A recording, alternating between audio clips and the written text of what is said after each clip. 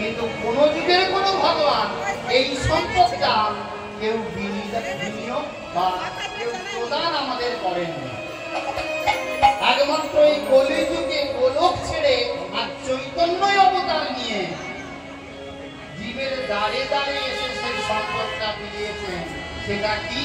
সেটা আর কিছু নয়, ওই কিশোরীর হৃদয় ভান্ডারের ধন, গোলকের গোপনে রাখা ধন, ইন্দ্রের বাঞ্ছিত ধন, ব্রহ্মার বাঞ্ছিত ধন তিনি যুগে যুগে, তিনি এই কলিযুগে এসে জীবের দাঁড়ে দাঁড়ে দিয়েছেন।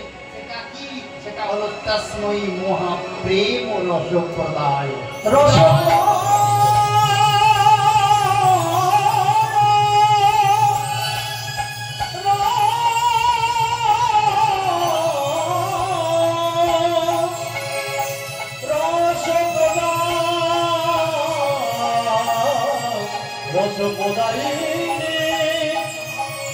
প্রভু হে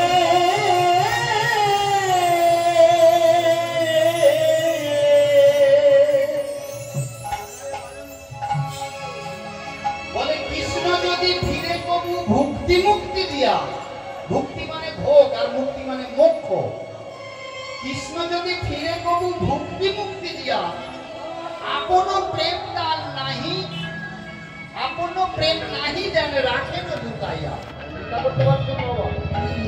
সেই নিজের প্রেম সম্পদ আমার বহুধরী যুগের জীবের দাঁড়ে দাঁড়ে দিয়েছেন। অনার্পিত চরিঞ্চরা করুণায় অবতীর্ণ কলো সমর্পিত উন্নত উজ্জ্বল রসাং স্বভক্তি সেব। এই স্বভক্তি, নিজের ভক্তি, নিজের প্রেম আমার গৌরাঙ্গ মহাপ্রভু ছাড়া আমাদের কাছে আসা বড় কঠিন। তাহলে বলুন মা, তিনি এই সম্পদ আমাদের এনে দিয়েছেন, তার চরণে কি আমাদের মাথা নষ্ট করতে নাই? আজ প্রেমের সবাই ডুবোডুবি হয়ে